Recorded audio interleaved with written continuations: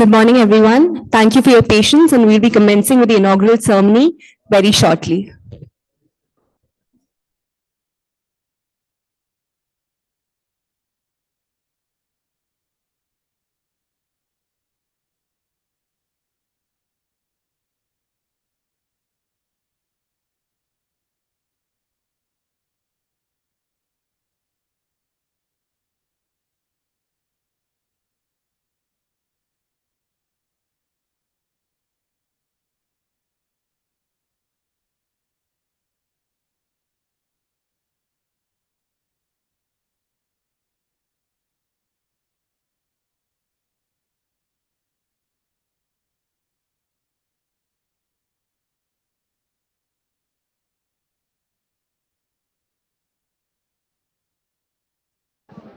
Check.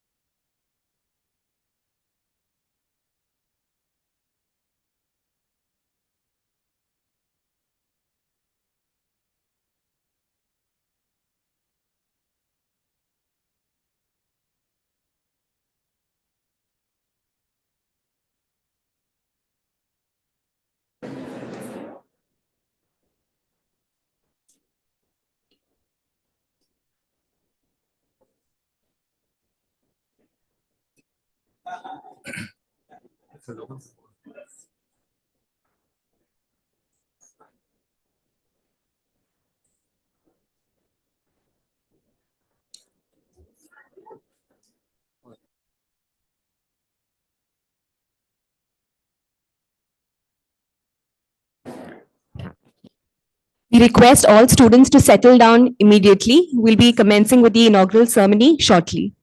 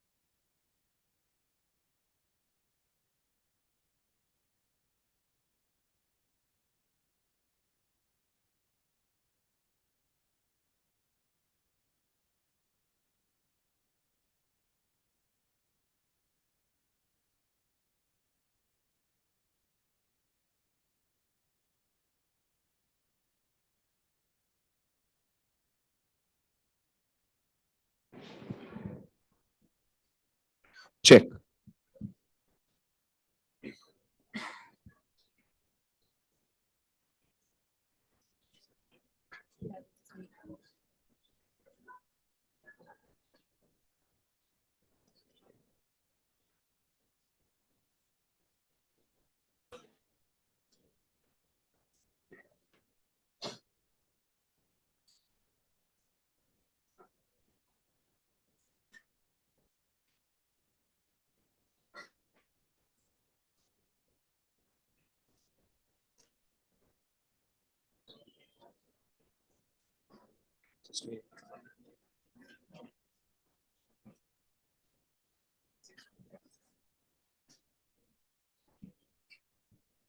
Well, hello and good morning to one and all present here.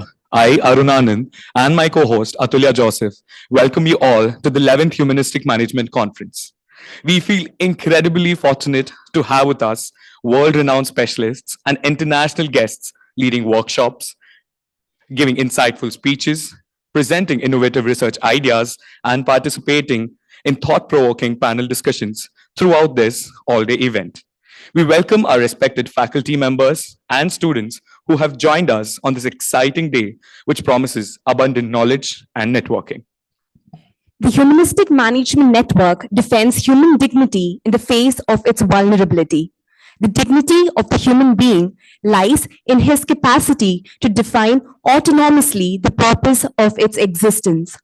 Since human autonomy realizes itself through social cooperation, economic relations, and business activities, it can either foster or obstruct human life and well being. Against the widespread objectification of human subjects into human resource, against the common instrumentalization of human beings into human capital and the mere means of production, the Humanistic Management Network upholds humanity as the ultimate end and principle of all economic activities. Now, I would like to request Dr. Bereme Trisa, Conference President and Director of IIM Nagpur, to join us on the dais. Now, I'd like to extend a warm invite to the chief guest of the day, Dr. Rajendra Srivastav, former Dean of Indian School of Business and the Novartis Professor of Marketing Strategy and Innovation, to join us on the dais. With great pleasure, I would like to invite Dr. Ernst, Founding Director of the World Humanistic Management Center, to join us on the dais. It is now my pleasure to invite Dr. Shiv Tripathi. He has 20 years of professional experience in teaching, research, and education management. Up next, I would like to invite Dr. Bhugan Vyasa, Dean of Executive Education and Professor in Humanities at IIM Nagpur and Conference Chair for today's conference, to join us on the dais. Now, I'd like to invite Dr. Deepmala Ma'am, Area Chair of the Department of Humanities, Arts and Social Sciences at Indian Institute of Management, IIM Nagpur, and Conference Chair for the day, to join us on the dais. We now invite our esteemed guests to join us in a special tradition, illuminating of the lamp, a symbol of knowledge, enlightenment, and positivity. With this, we shall also worship Goddess Saraswati, who is the goddess of knowledge, and seek her blessings. She is the embodiment of knowledge, wisdom, and creativity.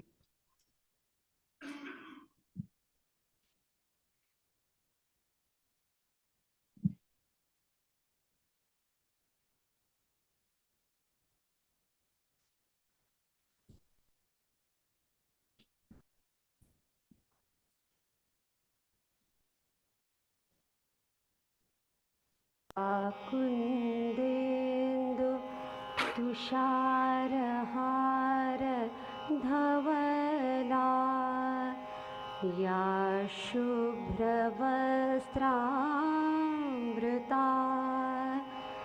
या वीणावर दण्डमण्डितकरा या श्वेतपद्मासना या ब्रह्माच्युत शङ्कर प्रभृतिभिः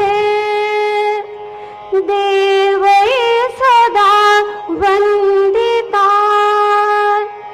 सा मां पातु Saraswati Bhagwati निशेष जाड्यापहा.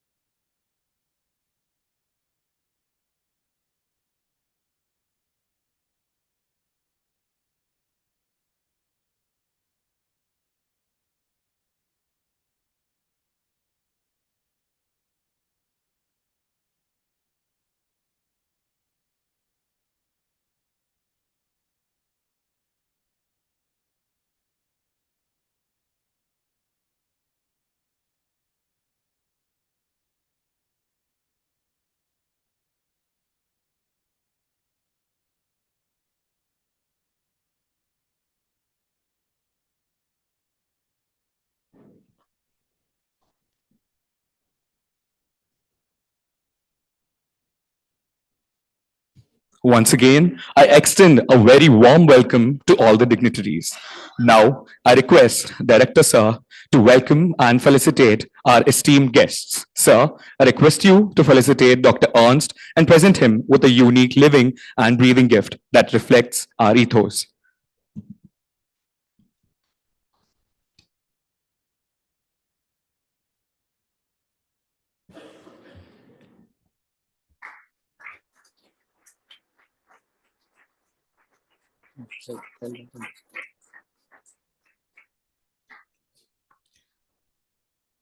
Once again, we welcome you, Dr. Ernst, to this conference.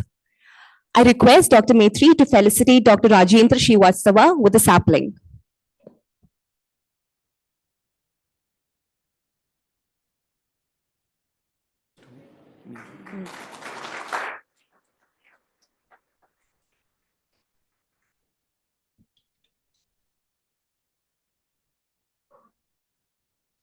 We welcome you, sir. Now, I kindly request Dr. Maitri sir to felicitate Dr. Shiv Tripathi sir by offering him a living gift that mirrors the principles.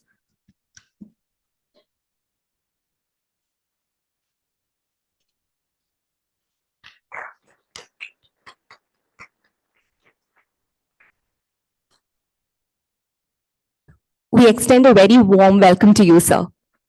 Now, I would like to invite Dr. Mukund Vyas, Dean of Executive Education and Professor in Humanities at Indian Institute of Management Nagpur on the dais to provide us with a brief overview of today's conference. Prior to joining IIM, he spent 26 years in industry in large conglomerates like Siemens, L&T, and Tata Motors in India as well as in abroad, leading global positions in the area of leadership development. Sir, please. Very good morning to all of you, and very, very warm welcome to the dignitaries on the dais. Warm welcome to the faculty. Warm welcome to the presenters and the participants, and absolute warm welcome to the students here. Again, good morning. Good morning, Ernst. Very nice to have you here.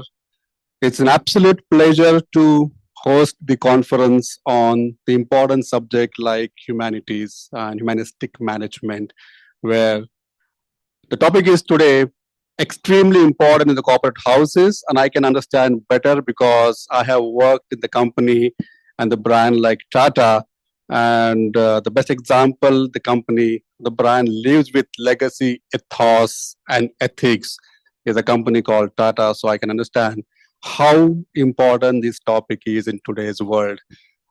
Absolutely, we are honored and privileged to host this conference in partnership with Global Humanistic Management Network. It actually began, the journey began just a couple of months back, and Ernst and Professor Tripathi connected with us, with our director, and we were tasked to host this conference.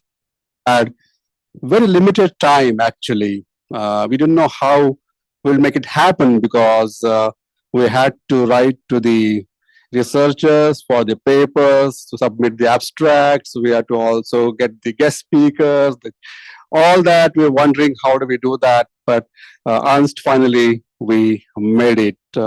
And Dr. Srivastava, it was indeed a very insightful and encouraging journey we had last couple of months to make this happen today.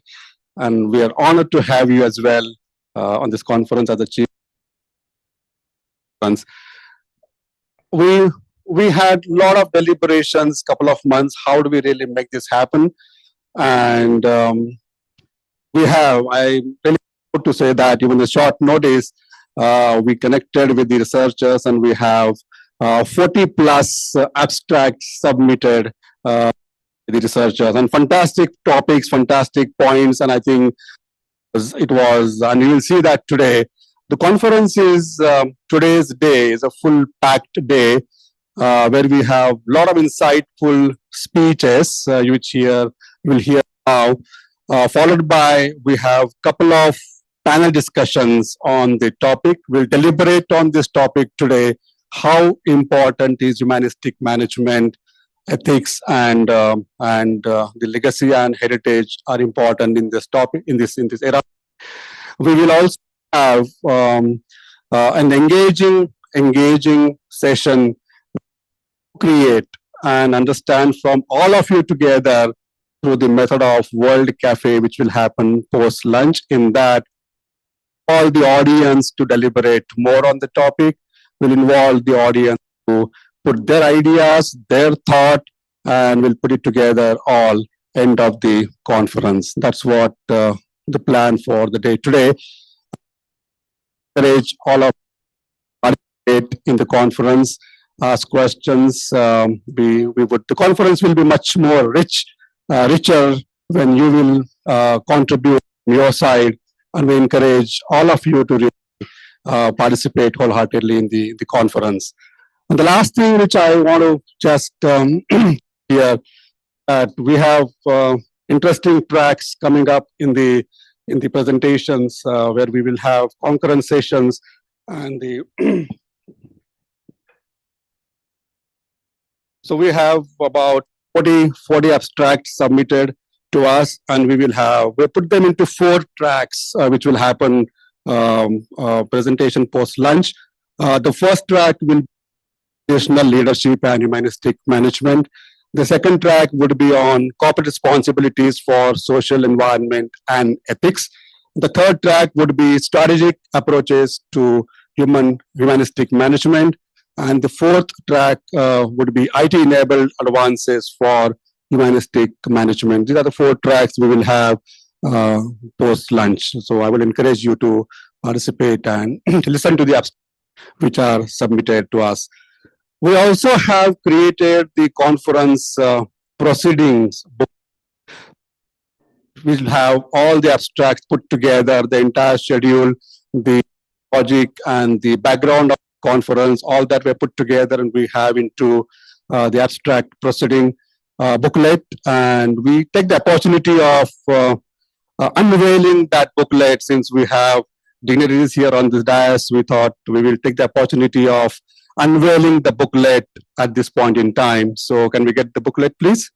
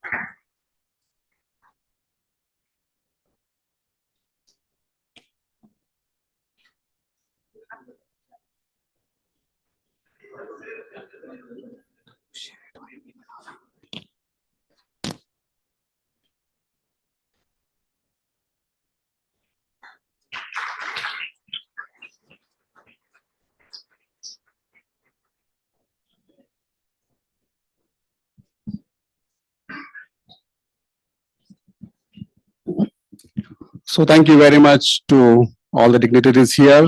And again, very, very warm welcome. We also have the guests from abroad, and we welcome all of you here. And I hope you'll have a wonderful time today. And obviously, we have the time in the evening as well. Thank you very much. And I hand over to back to the anchor. Thank you. Thank you, sir, for giving us an overview of what the day holds. Dr. Bhimrai Maitre, sir, Director, IIM Nagpur, is a distinguished academician, a renowned teacher, researcher, and an astute administrator. An outstanding leader of management education, he has performed key leadership roles at many premier management institutions and corporates in his remarkable career. Dr. Maitre, sir, is the former director of IIM Tirchi, and under his dynamic leadership, IIM Tirchi has captured among the league of top business schools in India. He has also contributed immensely as Dean at L&T Institute of Project Management, Vadodara, IIM New Delhi, MTI Gurgaon, and leading research programs at BITS Pilani. Sir, with great honor and respect, we request you to kindly address the gathering and kickstart the conference.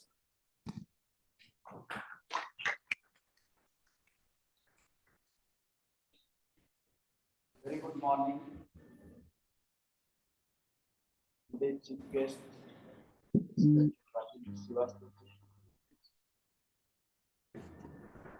Today's chief guest, respected Professor Rajendra Srivastav, former Dean of ISB and former Dean of Singapore Management University, Dr. Ernst, Professor Tripathi,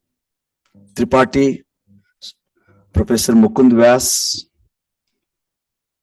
and Professor Baghel, all the international participants, my faculty colleagues, invited guests, and my dear students. So today we are organizing this conference, Humanistic Management, and this conference is in need of an hour. And this conference being organized today means after 3 years celebration of National Education Policy 2020. So as per the National Education Policy 2020, it has been clearly highlighted this NEP is founded on Indian Knowledge System or IKS. And entire IKS focuses on how to build a character and also build a great human being to take care of all living beings, including planet.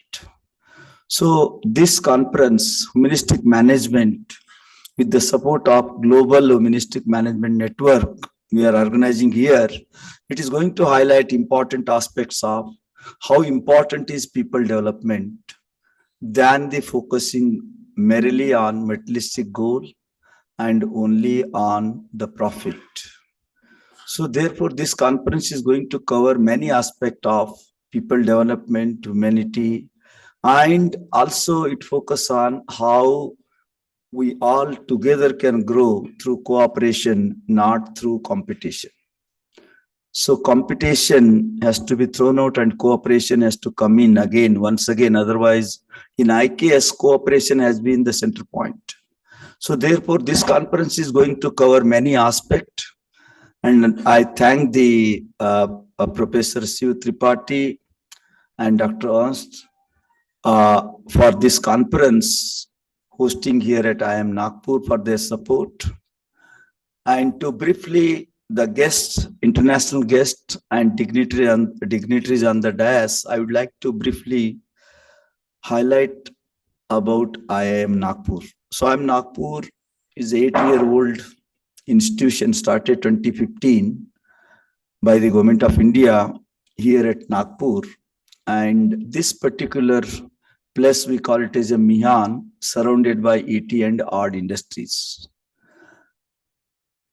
And the Nagpur being a center point of India, the connectivity is extremely super. And today we have our flagship program, 260 capacity MBA program. We have PhD programs, one for the regular, one for executives of the corporates. And we also have executive MBA program, and we run from IIM Nagpur campus and also IIM Nagpur campus at Pune. So these are all the academic activities, degree programs we run. Apart from this, we also run another important division of IIM Nagpur, that is executive education. So executive education, we started just about 2 years back, and we have grown as one of the big players in executive education in the country. Today, out of 15 IIM, I'm including NITI Mumbai, so IIM Nagpur is number 1. Means if you leave apart the first 6 IIM, which have been started before 2000 and after 2000, there are 15 IIMs and we are number 1 in executive education. And some of the programs, IIM Nagpur has been the first in the country to name 2 programs, cyber security and data science program. We did with the FedEx Institute of Technology, Memphis University, USA. And successfully, we have completed the first program and we are starting the second one. The another program, blockchain, just last week only we have concluded the program, 1-year PG certificate in blockchain. And this program with the support of Copenhagen Business School, Denmark. So these are the 2 unique programs we initiated. Apart from that, IIM Nagpur very thickly collaborated with state as well as central government. We are running Chief Minister Fellowship Program. We are the only one in the country running the Chief Minister Fellowship Program for the government of Maharashtra. And we are also running Mahatma Gandhi Fellowship Program supported by World Bank. They identified Ministry of Skill and Entrepreneurship. They identified 9 institutions, IIMs, and we are one amongst the 9. October 31st, we are concluding that program after, conducting last 2 years, that program for 2 states. One is government of Maharashtra and second one is government of Sikkim. So 2 states fellowship program of Mahatma Gandhi, we are successfully completing. And IIM Nagpur also thickly involved into consultancy assignments. To name a few, we did consultancy assignment with Bosch India, Titan, Forest Development Corporation of Maharashtra, Larsen and Toubro, and we many organizations. IIM Nagpur also forefront for conducting this kind of consultancy assignment. IIM Nagpur currently running its executive MBA program at Pune, Omnicom, and very soon we are going to have a big piece of land at Pune for setting up our permanent campus at Pune, and that is going to realize very soon. The work is on and probably we may get good news very soon on that. Similarly, IIM Nagpur also in touch with government of Goa, and they are keen to set up transit campus at Goa. And Goa Chief Minister last year visited here, and he wants IIM Nagpur should set up transit campus in Goa. We are going to start after the Pune campus once we take the piece of land from government of Maharashtra. So these are some of the plan, and also going forward, we are going to set up campus in Hyderabad, and then there onwards, after 25, as already told, we are going to set up international campus, that's Southeast Asia, Singapore. So these are some of the future plans of IIM Nagpur. With this, I once again welcome all the delegates and dignitaries on the dais for this very important conference. Thank you very much. Thank you, sir. As rightly said, cooperation is the way forward and is more vital than competition. Dr. Ernst is the founding director of the Humanistic Management Center and leads the Humanistic Management Network, which he co-founded. He's passionate about strengthening the positive impact of businesses towards a more sustainable and more equitable planet. He's a senior research fellow at the University of Luzern and has held visiting faculty position in Colombia, Germany, India, Japan, and Poland. Sir, it is an honor to have you amongst us. Welcome to IIM Nagpur. I request you to share a few thoughts with the gathering.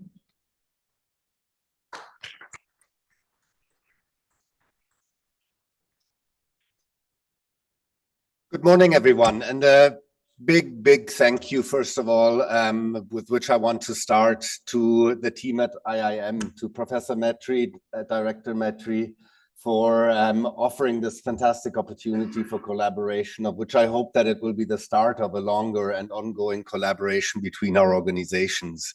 It is a fantastic privilege for us to be here today, to be in India, where with the support of Dr. Shiv and under Dr. Shiv's leadership, we are having a very active and vibrant humanistic management community. And it is always a great pleasure for me to be in India, and especially that we are having the opportunity to do this conference at such a high and prestigious organization such as the IIM Nagpur, of which we just heard the number ones list is fairly extensive. So it's a fantastic privilege to be here, and on behalf of all the colleagues from the Humanistic Management Network who came here from Austria, from Poland, from the UK, we are very grateful for your hospitality, and we are very much looking forward to spending this day with you.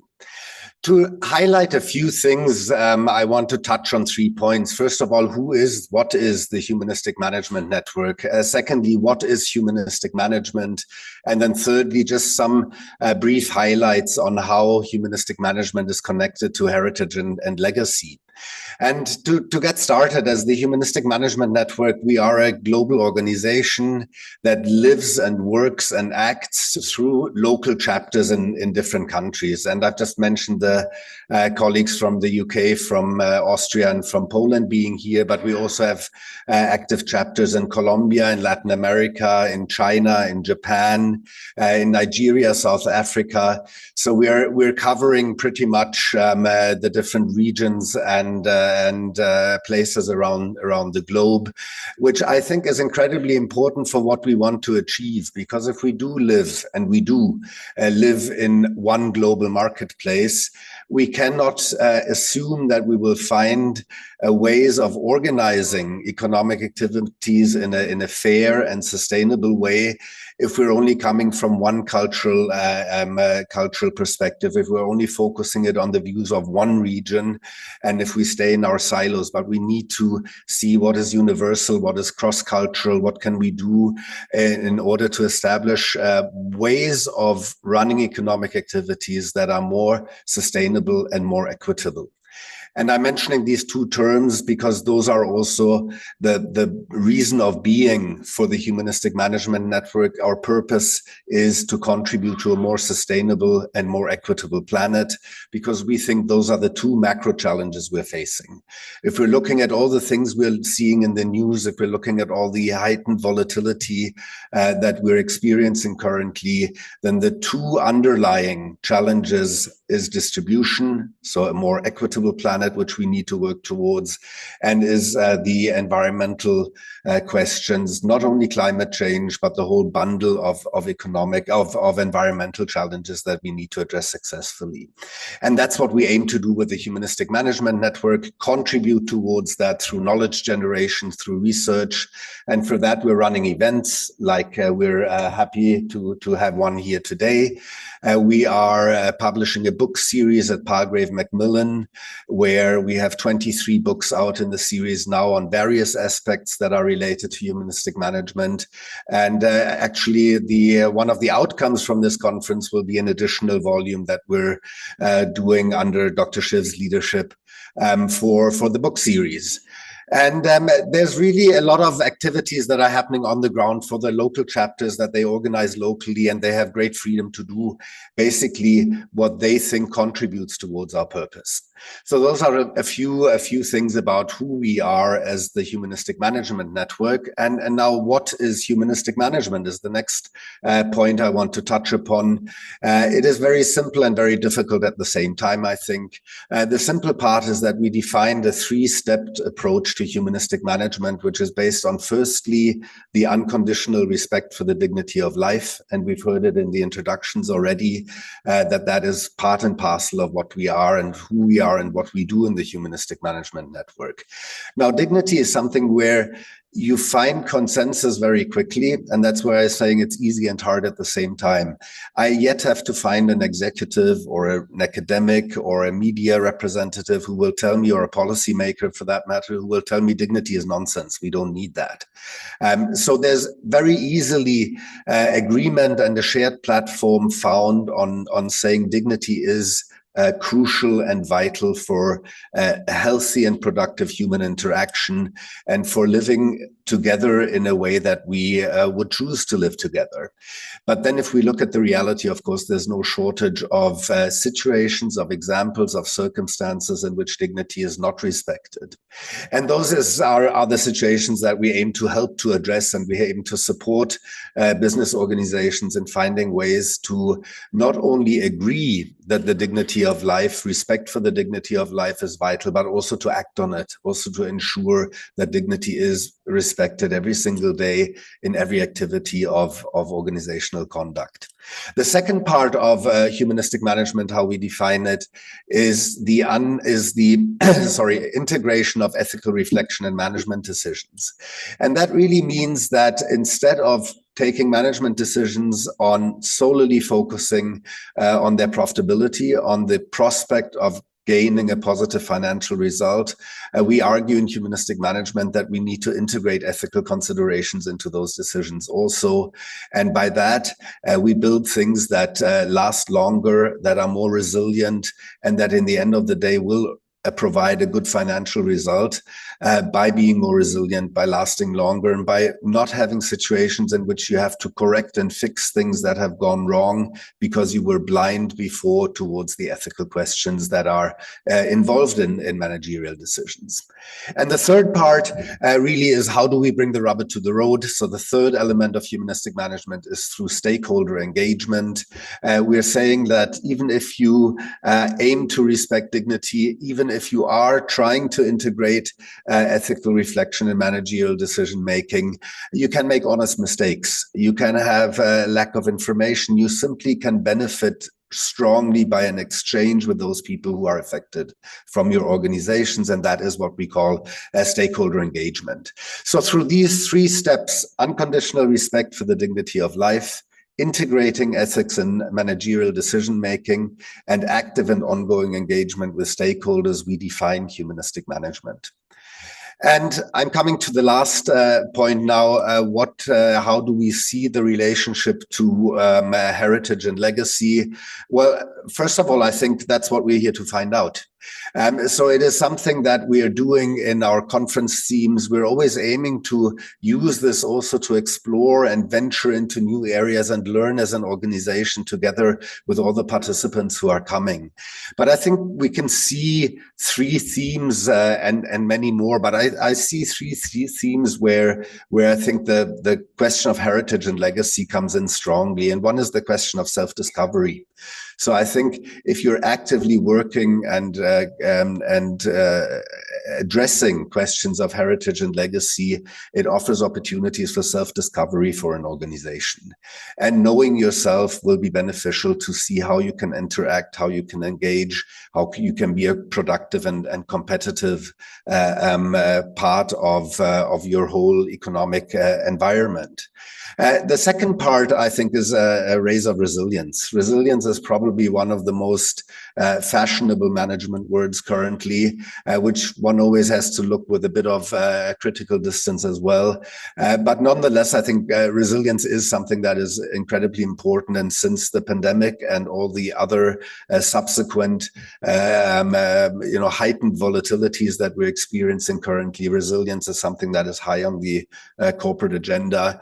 Knowing where you're coming from, knowing why you're there, knowing where you want to go to helps build resilience.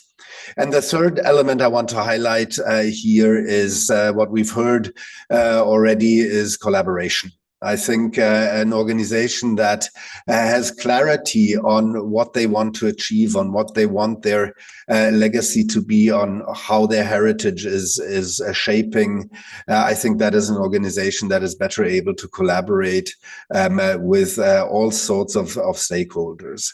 And so many more benefits from working on leadership towards heritage and legacy in connection with humanistic management, many more for us to explore over the day.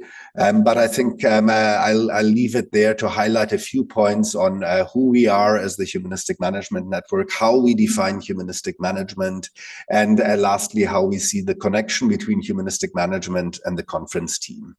In closing, I want to say that this is the first in-presence conference that we're having for the last 3 years. So it's another thing that makes today very special for the Humanistic Management Network. After we went online in the pandemic, we now are back in our first physical conference, and it just feels great to be in a room full of people and having undoubtedly having great interactions and interesting conversations throughout the day.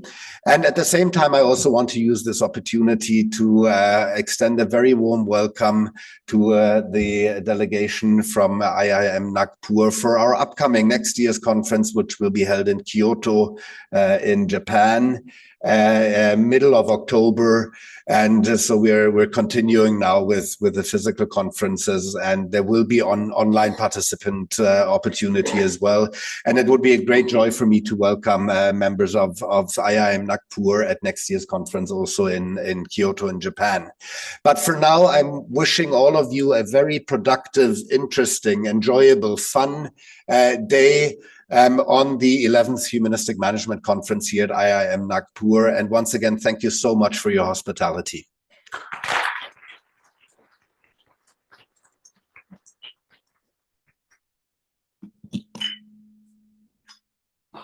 Thank you, sir, for your brief overview of what humanistic management is.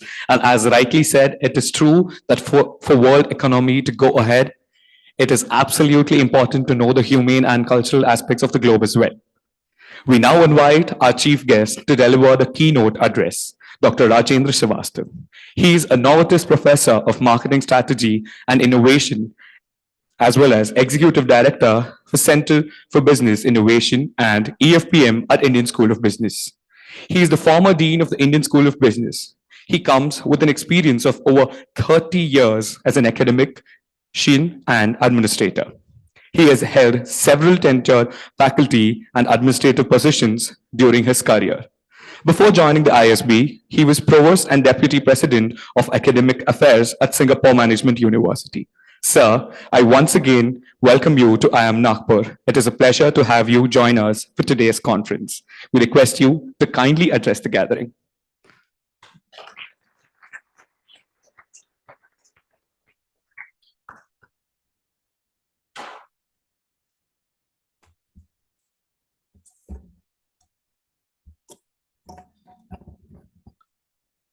Good morning.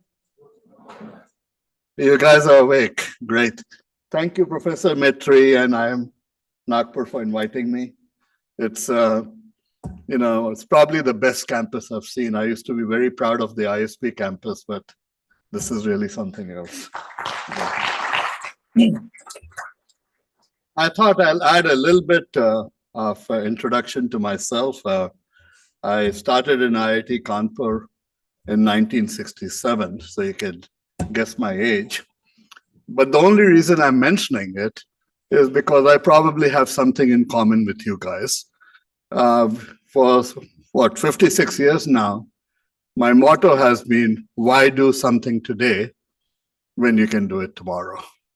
And so today's talk, I worked on it last night. And so it is, it's fresh, off the block, so to say. Little bit more, I'm a faculty member in marketing, but I call myself a confused academic because I started in mechanical engineering, went to systems engineering. I thought I'd tinker around with finance and somehow ended up with marketing. But I have 2 courses, and one in org design and one in org behavior. And I had only 1 course in marketing. So, but that was a long time ago. That was 45 years ago. Consequently, what you will hear from me is based more on my experiences rather than, the theoretical side. And a lot of what I have learned is by, working, with companies. I've been very fortunate over the years to, work in 4 cities, Austin, Texas, Atlanta, Singapore, and Hyderabad, and actually Mohali, 5 cities. And in each of these cities, what I have noticed is that there have been a large number of universities. And so, one might say that in a place like Austin, certainly in a place like Singapore, certainly Nagpur also, yeah, we can consider the religion in this place to be education. And however, over these last 45 years, it's not 30, by the way. I've been a faculty member for 45 years. I've had the benefit of visiting many countries, including Poland and including, Austria. We have guests from Austria as well. And so it's been about 50 countries, and I've worked with about 60 multinationals. So in some sense, and a lot of it has to do with executive education, which you're saying is a key differentiator for IIM Nagpur. But what I've learned by working with the executives, either in consulting or executive education, is that I've learned from them we need to address questions, problems that are worth solving, and not get caught in minutiae. And I've also learned, in many ways, from the business community, how to think, how to balance theory and practice.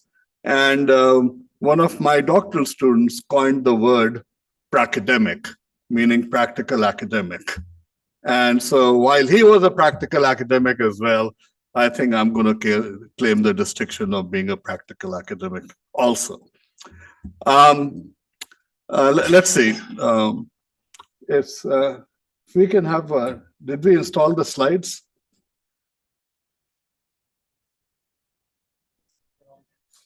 No. Oh, okay. No, not me. I meant the presentation. Do you have a clicker by any chance?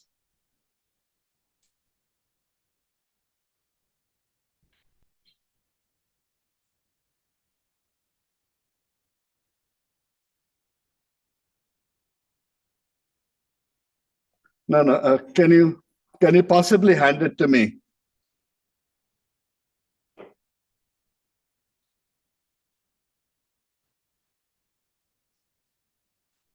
Thank you so much. I should have asked for it earlier on. And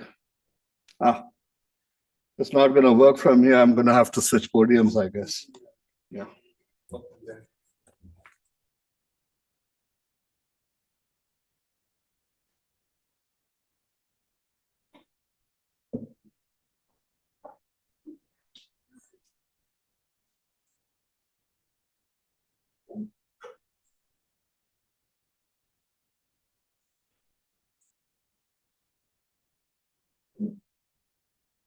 All right. I'm looking at humanistic management, but I'm primarily looking at it from an area that I'm from. And thank you. So I'm looking at humanistic management, but I'm looking at it from a leadership position, dealing with organizations, particularly dealing with the people who work in organizations who get things done. And things like culture are very important, and so I think the creation of culture is critical. And so what I'm going to spend a little bit of maybe 4 or 5 minutes on business innovation, because employees are central to executing that business innovation. What I have been doing through my career and what I'm now doing at the Center for Business Innovation at ISB is really looking at how do we compete and go up the value ladder. I'd say 9 out of 10 companies in India, or maybe 95 out of 100 companies in India, when they think about competing, when they think about getting a contract, there's always this focus on, how can we reduce price? Okay, so we're not really talking about competing on price, competing on body count. I'm really talking about how do we compete on the value that we create And therefore, things like design become important, things like customer solutions, branding, and all of these things are actually executed by employees. So that is one thing. The second thing is that we do at the center is really look at value appropriation as well. Not just value creation for the customer, but value appropriation, for the organization. I want you to think of Hindustan Unilever. By the way, I'm going to ask rhetorical questions and I'm going to answer them myself because it's a large hall and we don't have mics floating around. So if you take a company like Hindustan Unilever, which you all comfortable with, HUL has a price to book ratio, meaning market cap to balance sheet value ratio of 12:1. And what that means is about 8% of Hindustan Unilever is on the balance sheet. So you've got to see where is the rest of Hindustan Unilever. Is it in distribution? Is it in brand? Is it in human capital and employees? And so, that element becomes important. So I mentioned Hindustan Unilever. Let me give you a zinger. If you take MasterCard has a price to book ratio of 76:1. So less than 2% of MasterCard is on the balance sheet. So you talked about collaboration and MasterCard for collaboration, how you have to work with others. And so obviously the company is supported by thousands of banks that issue MasterCard, by millions of vendors who accept MasterCard, and by billions, well over 1 billion people who use MasterCard. So it is really managing networks and managing these relationships. And if I go back, 30, 40 years ago, the most successful organizations were companies like General Motors or Siemens, and these were vertically integrated companies, IBM. Today, what we have is we have platforms or we have network companies. Now, to manage vertically integrated companies, what kind of persona did you need to have? It was almost like a military approach to things, a Greco-Roman way of thinking, in which for me to win, you had to lose. Now, when you're managing a network, when you're working collaboratively, what do we need to do? We need to let others win along with us. We need to create a win-win situation. And this is where collaboration comes in. And this is where it is important to understand not only what we are doing, it's also important to understand what our partners are doing. The third element is, how do we leverage human capital? How do we, leverage technology, ecosystems, and branding in order to make this happen? And again, this is, where the organization is coming in. And so whether we're talking about edutech or we're talking about, infotech, etc., the employees are the key component to execution. And without the employees, without the organizational consideration, without the culture, nothing is going to happen. And so I've created a sort of a framework that I call MFOX, which stands for, marketing strategy, finance and accounting, with the F, and organization, for the organization and operations for executing. All these things have to work together. And therefore, one of the things that we need within organizations is we need to work in a matrix organization, not in a purely hierarchical org chart. These hierarchical org charts were great for General Motors, but they do not work today. Okay, you and I are going to report to multiple people, and so therefore we're going to have to look at the collaborative framework. I have a mentor. This is Paul Root, and he was the director of Marketing Science Institute. And what I learned from Paul Root was the CEO connections and metrics. What CEO stood for Paul was customer, employee, and organization owners. So it wasn't the chief executive, but what Paul used to talk about is that we need to create mechanisms, we need to find ways in which the employees and customers and organizations kind of come together. About 10, 11 years ago, I led a contingent of chief executives to North America to give them a tour in the service industry. So we went to places like Home Depot, we went to places like Ritz-Carlton, etc., trying to figure out what can we learn from them. When we came back, I held a sort of a 2-hour session in figuring out what had they learned and what were they going to implement. You know what the answer was? The answer was, I was trying to get them to understand marketing.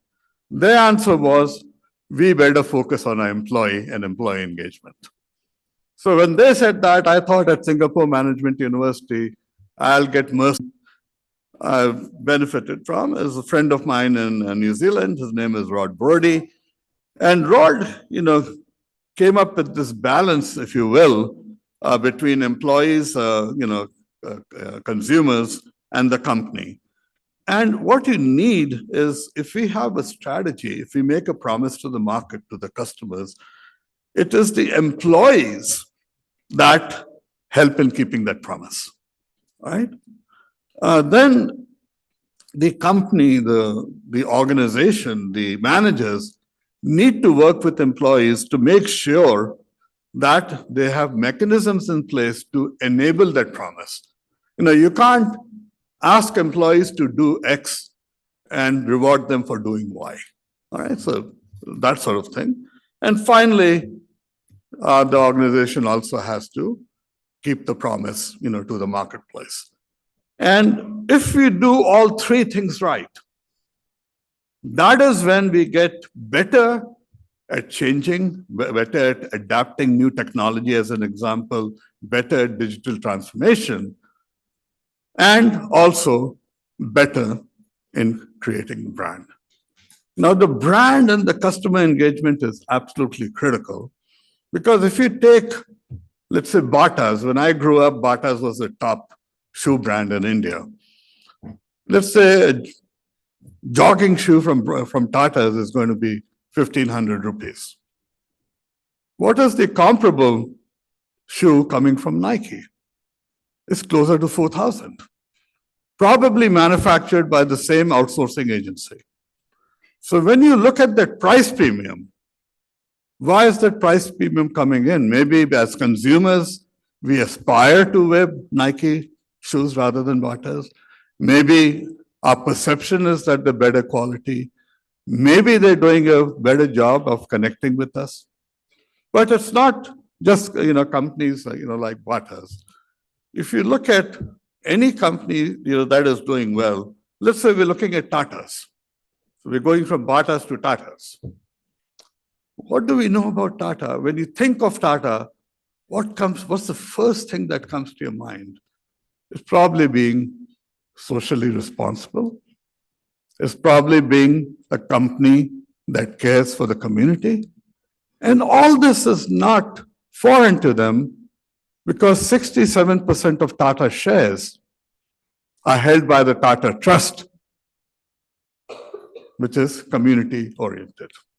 So that becomes critical. So now let me get into what I have learned in managing employees over the years. So this is not something that I have come up with. These are things that my friends, my colleagues at the 4 institutions I've been at have helped me understand, and also, helped understood it, from the corporate community. So, what's happening here? All right, there we go. Now, it's going to be quite difficult for you to read, considering it's difficult for me to read this as well. And at the top of humanistic management related to employees is this notion of respect and dignity. I call my driver Sayyid. I refer to him as Aap, not Tum. Okay? And there's a mutual respect, between us. Empowerment. This is something I learned from the dean at the University of Texas, George Kosmetsky. We had 2 young kids, so I used to come early in the morning so I could help my wife in the afternoon. And so George, he used to finish his stuff by about 7, 8 o'clock. and he used to manage by walking around. Invariably, he ended up in my office at least once a week and said, Raj, can you do this? Raj, can you do that? So I was becoming overburdened. So one day I said, George, why don't we get other people to do it? He says, Raj, when you grow older, you will learn that the best thing to do is find busy people, give them some more so they can delegate it. Now, I don't know. Okay, there we go. So empowerment. Now, what empowerment also means that if you're going to empower people and if they screw up on some issue, you give them the authority to make a decision. So you got to stand behind them. So the one thing that I've learned is that if the employees have done well, we shine light on them. If something goes wrong, we as managers have to say that, look, I told you to do this, but I'll take care of it now. Third thing is employee development. And just before COVID, I started a program at ISP called Certified Business Professionals. This is for employees. I persuaded 18 faculty members to spend 3.5 hours each. And in effect, we created a 9-day executive program for the employees. And we gave them a certificate. And if you look at their resume, at the top of the resume, they will always put, CPF at ISP. So employee development is pretty critical. Open communications. What I learned is that in hierarchies, there are lots of people protecting access to you. So for my working with the organization, anybody was free to walk in after 6 o'clock. No appointment needed. And because of that, I ended up by saving 2 very, very good employees who would have otherwise left. And they helped me with admissions, they helped me with placement, they helped me with executive education. But those employees would have been gone had they not had access to me and talked to me about what was going wrong within the organization. So you learn from the employees. There's work-life balance on this list. I'm not very good at doing this. And the people who work for me probably don't feel that way either. Fair compensation. In India, what happens? The government, let's say the IIMs, and this is not a dig at you, at the IIMs, what happens? The government authorizes a certain raise. It's not that big. So the directors have no option but to spread it evenly across people. There's not that much money. What I have learned is you have to align compensation with the work done and with competence. And when I moved from the US to Singapore, I made the mistake. I don't think it was really a mistake. It was the right thing. I took a 32-year-old and put him in charge of a very important IT, transformation project. Then within a day, I had 2 40-year-olds come in and say, how can you do it, sir? So sometimes the promotions are based on tenure and not competence, not the ability to do things, not the desire to do things. So I'm not going to read through all of these. The many items that are there. Maybe I'll take one or two more. Employee well-being and growth. At COVID, everybody was talking. Companies were cutting salaries, they were cutting hours, and there was conversation about should we do it at ISP. I said nothing doing. All during the COVID, and by the way, I was managing ISP from Austin, Texas, because I was stuck there. And all during this time, we did not cut any salaries, we did not fire any people. In what we ended up by doing is actually increasing the COVID health insurance and also the life insurance. So well-being, caring for the family, caring for children's education for the employees, etc., is fairly important. I'm going to skip this chart. I think I'm running out of time. Maybe I will. These are fairly obvious things. I will say ethical leadership is very critical, because you don't have the right to ask people to be ethical if you yourself are dancing around in dangerous waters. So one thing that I'm really proud of in my 6 years at ISB, I did not admit a single person on political pressure. And we were a private school. We did not rely on just the CAT, the CAT exam. Right? So what that does is it gives the employees the vision that this is the right thing to do. If you do all of this, what is going to happen? You're going to get increased productivity. There's something for the organization for looking after the employees. What is it? Increased productivity, higher quality of work, engagement and involvement in problem solving, reduced turnover, employee retention, customer satisfaction, and employee health and well-being, attraction of talent, keeping the talent. These are some of the outcomes. Now, these outcomes have been tracked by some accountants are now beginning to look at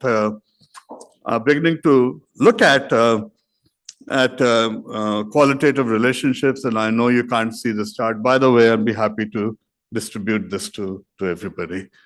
And so if you well, let me just skip to the next chart, which is far more meaningful. Right, so this is a framework. What happened here?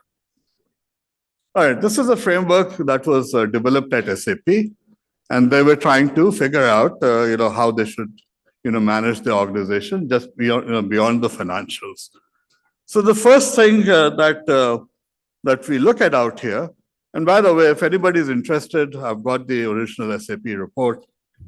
Maybe with their permission, I can share it with you. What this says is that if we look at employee engagement, it is related to employee retention. It is also somehow related to, women in management. And if we look at what is the impact of that, it's growth, profitability, customer loyalty, and customer retention. So it's the employees that are making. I mean, one can question whether this is just a correlation or it's a causal relationship. And you guys are, can attack that, with all kind of methodology. And so it's employees that are leading to, positive performance of profitability and customer retention. And then what we also see,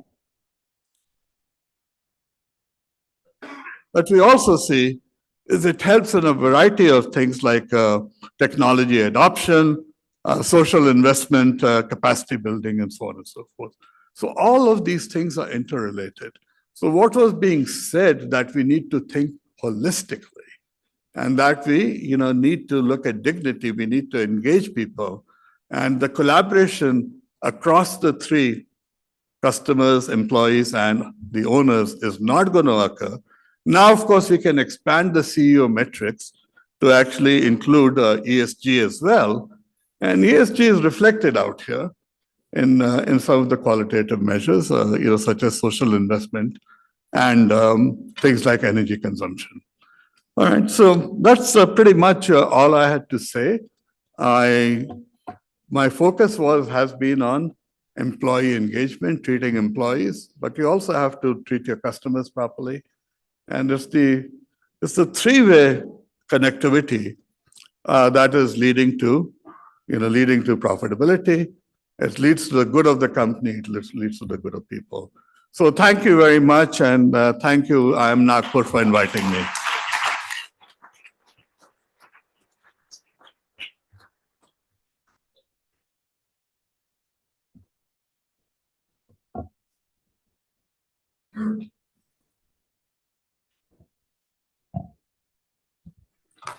Thank you, sir, for your take on humanistic management. Sir, with the success you've amassed and the contributions you made, we only hope to be as confused and eventually find the right path. Now I request Dr. Maitri sir to present our guest with a token of gratitude for joining us on this wonderful occasion.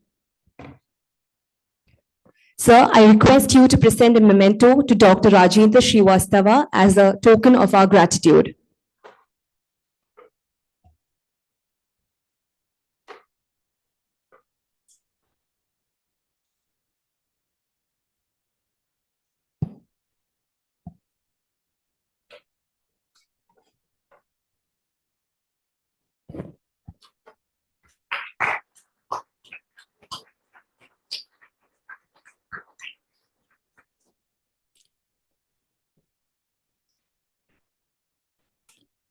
So next, I request you to present a memento to Dr. Ernst.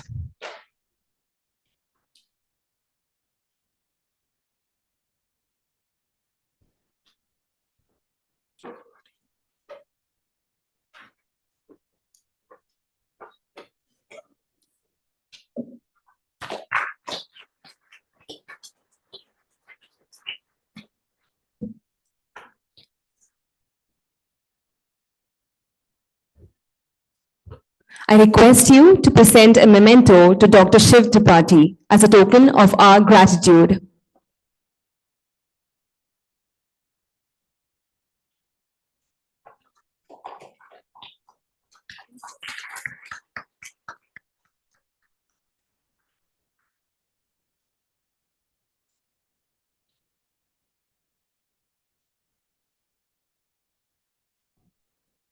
Now, I'd like to invite Dr. Shiv Tripathi sir to felicitate our director, Dr. Maitri sir. We, the IIM Nagpur fraternity and the conference team are extremely proud to announce that our director sir has been given the additional charge as Vice Chancellor of Mahatma Gandhi International Hindi Vishwavidyalaya by the Ministry of Education, Government of India.